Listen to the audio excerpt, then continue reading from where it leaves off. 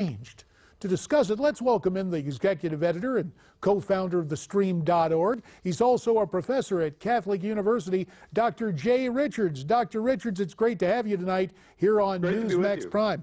And we do appreciate the time. We appreciate the crystal clarity of your Skype transmission tonight, and maybe you can clear this up for us. You have written that Donald Trump, as a candidate, had a Catholic problem, but you saw a change as soon as Kellyanne Conway was brought on as campaign manager. What was the Kellyanne Conway effect, if you will? Honestly, I mean, I correlate it with Kellyanne because she's a well-known pro-life activist. She's a faithful Catholic. And I did think, I mean, even in the top of the summer, in one poll, Trump was down about 23 points to Hillary Clinton. And I thought, oh, this is going to be a disaster. We're talking about almost a quarter of the American population among Catholics. And so I thought he really had a serious problem. He'd done a lot of outreach to evangelicals and frankly hadn't done much to Catholics. But when Kellyanne Conway came on, really, and also Mike Pence, who's an evangelical that was raised Catholic, I think the campaign started talking more carefully, sort of crafting its message better. It's set up kind of at the last minute, unfortunately, a Catholic advisory board. But honestly, I think the most important thing that happened between the summer and the election was that third debate, which almost everyone forgets. But for that one moment when they were asked about Planned Parenthood and abortion, and Donald Trump quite viscerally took on Planned Parenthood and abortion, and the frankly ghoulish Hillary Clinton defended it. In fact, defended partial birth abortion. Whatever you might have thought of any of those debates or who won or lost, for a lot of Orthodox Catholics, that fact that on that most fundamental issue for Catholics, Donald Trump was on the side of the angels and Hillary Clinton was on the other side, I think that loomed large for a lot of Catholics. And then the fact that Donald Trump pledged to defend our religious liberty, whereas Hillary pledged essentially to continue what I would call the war on faith that Barack Obama had started. When push came to shove, a lot of Catholics that may not have publicly supported Donald Trump went into that voting booth and they pulled the lever for him and not for her.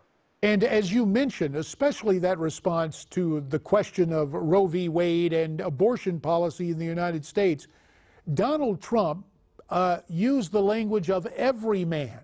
And indeed, in states such as Pennsylvania, with so many Reagan Democrats, blue-collar Catholics, there's no doubt that resonated.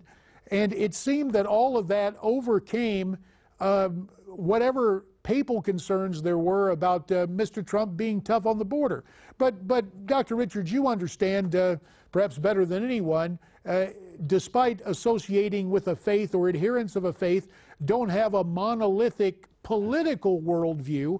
In fact, my kids went to parochial school, and during my days in Congress, when I'd go campaign, some of my pals would say, okay, here are the conservative Catholics here who stay strong on the life issue, and here are the, quote, social justice Catholics who vote for the other side.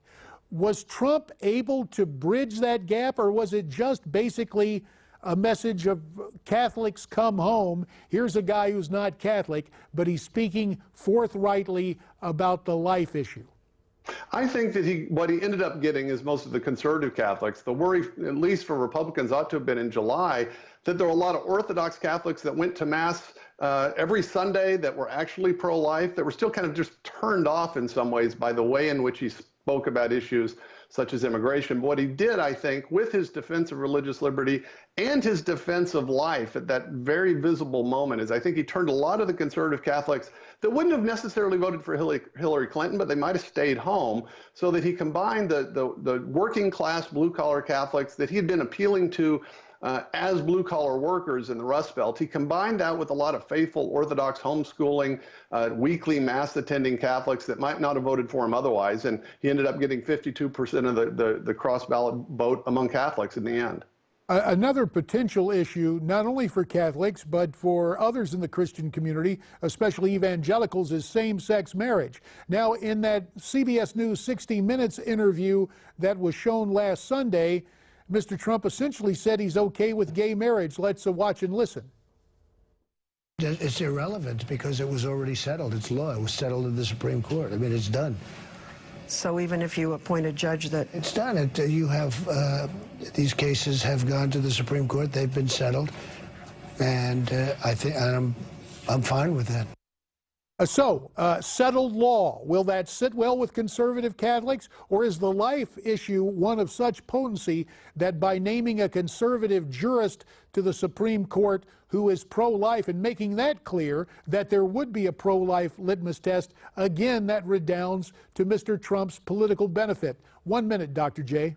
I do think it redounds to his benefit. I mean, honestly, just intellectually, I think he gave the wrong answer in that question. Of course, if Obergefell, this same-sex marriage law, is already settled law, then by the same logic, Roe v. Wade, which has been around for over 40 years, would be settled law, and yet he's pledged to appoint judges that might overturn Roe v. Wade. So I think he frankly needs some intellectual consistency on that. But Donald Trump had never said anything about same-sex marriage. So he's never made a pledge about that. And as a practical matter, if he really does appoint justices and judges from the list, the ones that he's been talking about that are pro-life, they're also very likely to be pro-natural marriage. And so I think he's got some growing to do. I hope people like Kellyanne Conway and other advisors will explain the marriage issue to him more clearly.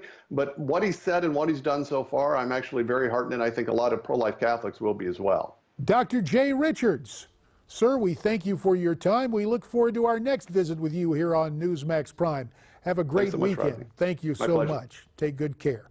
So, let's talk about the weekend. We hope yours will be a good one. Stay safe, stay engaged, and be with us Monday here on Newsmax TV at 1 p.m. Eastern on America Talks Live. F.H. Buckley will be my guest, and of course, we take your phone calls. Then Monday night at 8 right here on Prime, Michael Reagan, Betsy McCoy, and Diamond and Silk. That's at 8 o'clock Monday night. We'll be looking for you then. Stay brave, stay free.